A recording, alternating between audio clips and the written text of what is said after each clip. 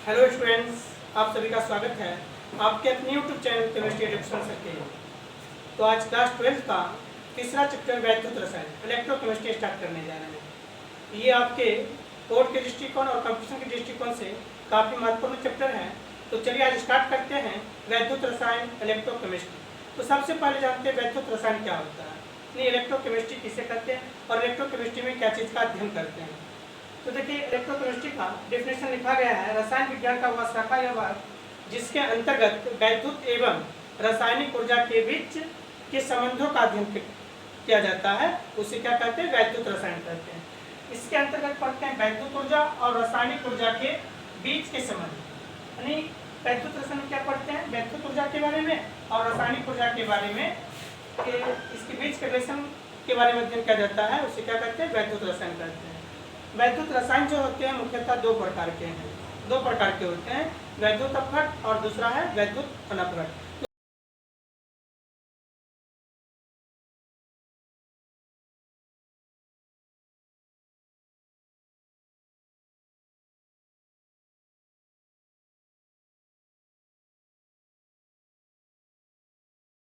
तो सबसे पहले हम वैद्युत अपघट के बारे में जानेंगे। वैद्युत अपघट क्या होते हैं।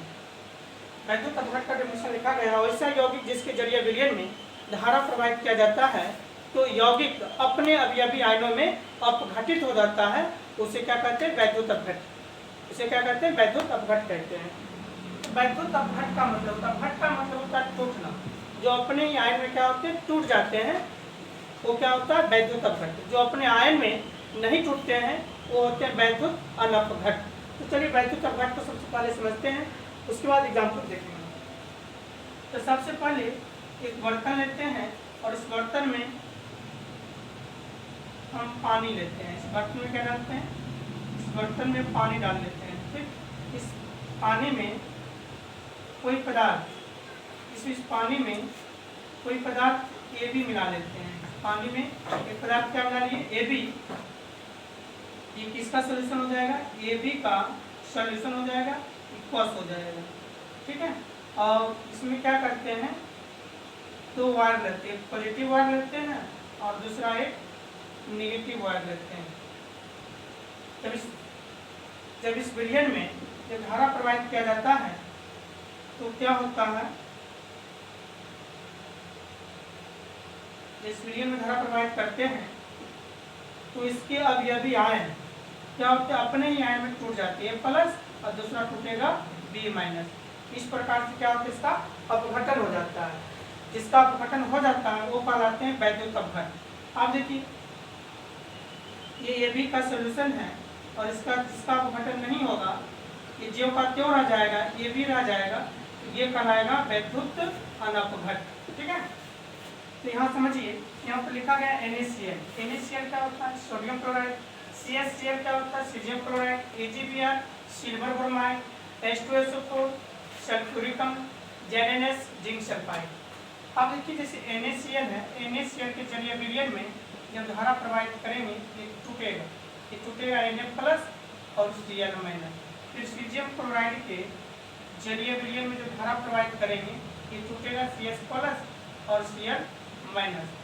जो धनायन और ऋणायन में टूट जाते हैं वो क्या कहलाते हैं, वैद्युत अपघट कहलाते हैं। और ये जो वैद्युत अपघट हैं, ये वैद्युत अपघट दो प्रकार के होते हैं। ये वैद्युत अपघट दो प्रकार के होते हैं। एक होते हैं प्रबल वैद्युत अपघट और दूसरा है आपका दुर्बल वैद्युत अपघट। चलिए अब समझेंगे प्रबल वैद्युत अपघट क्या होते हैं और दुर्बल वैद्युत अपघट क्या होते हैं। सबसे पहला प्रबल वैद्युत अपघट, जिसको कहते हैं स्ट्रॉन्ग इलेक्ट्रोलाइट। तो सबसे पहले इसका डेफिनेशन देखते हैं। ऐसा यौगिक जिसके जरिए विलयन में धारा प्रवाहित करने पर यौगिक अपने अवयवी आयनों में पूर्णतः अपघटित हो जाता है, उसे प्रबल वैद्युत अपघट कहते हैं। जो पूर्णतः टूट जाता है उसे क्या कहते हैं, प्रबल वैद्युत अपघट। जैसे एग्जाम्पल दिया गया NaCl। जब NaCl के जरिए विलयन में धारा प्रवाहित करते हैं ये पूर्ण रूपेण अपघटित हो जाता है और ये प्रबल वैद्युत अपघट के उदाहरण है। या इसी को कहते हैं इंग्लिश में स्ट्रॉन्ग इलेक्ट्रोलाइट्स ना। दूसरा है आपका दुर्बल वैद्युत अपघट, इसको इंग्लिश में कहा जाता है वीक इलेक्ट्रोलाइट्स।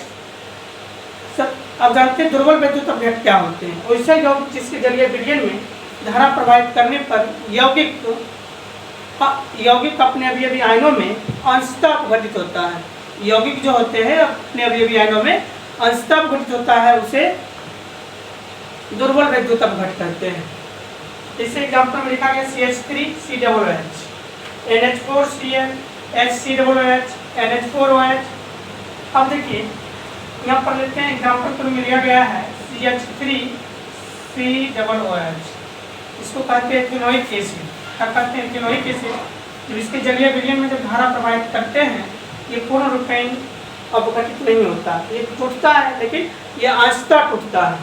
अब देखिए किस प्रकार टूटता है। CH3COO चल जाएगा माइनस और H प्लस हो जाएगा, इसका अपघटन हुआ लेकिन पूर्ण रूपेण नहीं, क्या हुआ?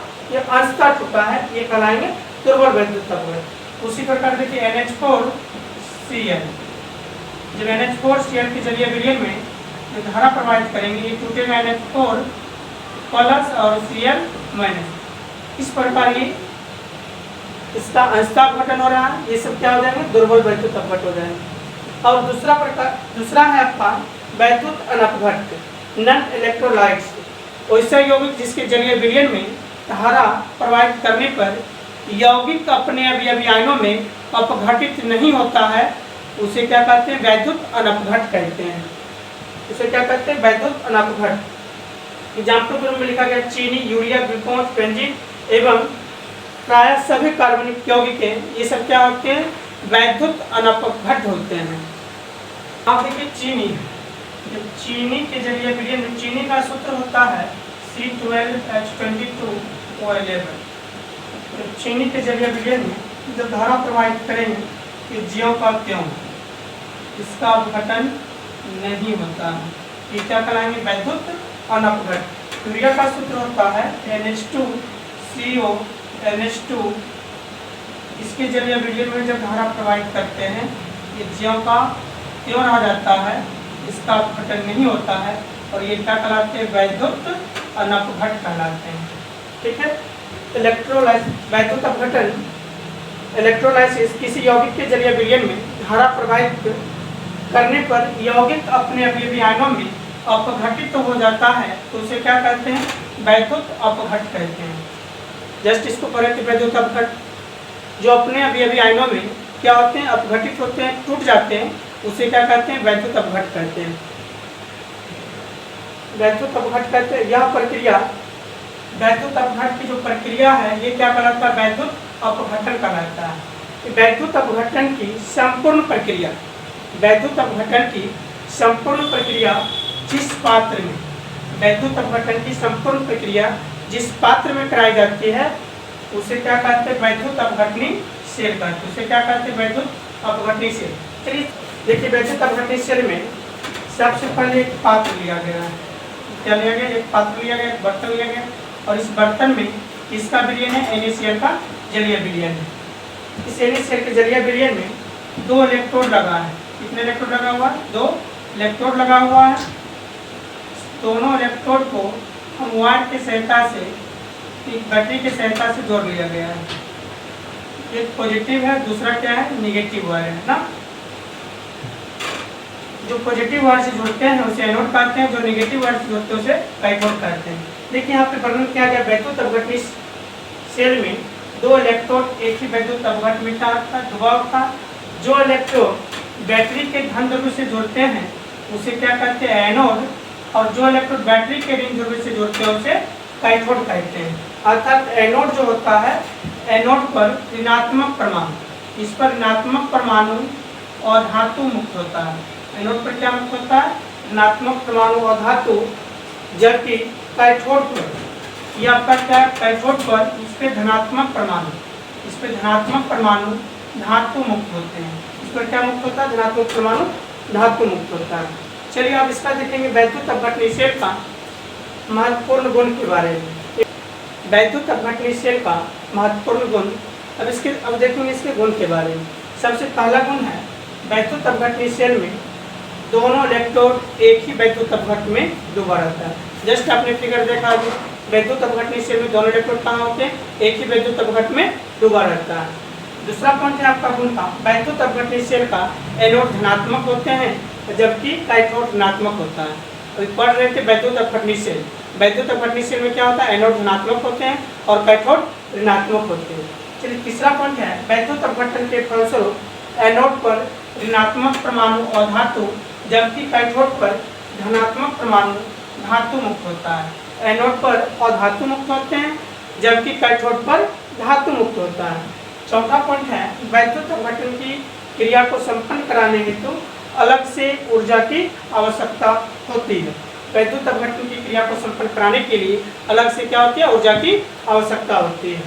पांचवा पॉइंट है, वैद्युत अपघटन सेल वैद्युत ऊर्जा को, वैद्युत अपघटन सेल जो होता है वैद्युत ऊर्जा को रासायनिक ऊर्जा में परिवर्तित करता है। ये वैद्युत ऊर्जा को किसमें बदलता है, रासायनिक ऊर्जा में परिवर्तन कर देता है।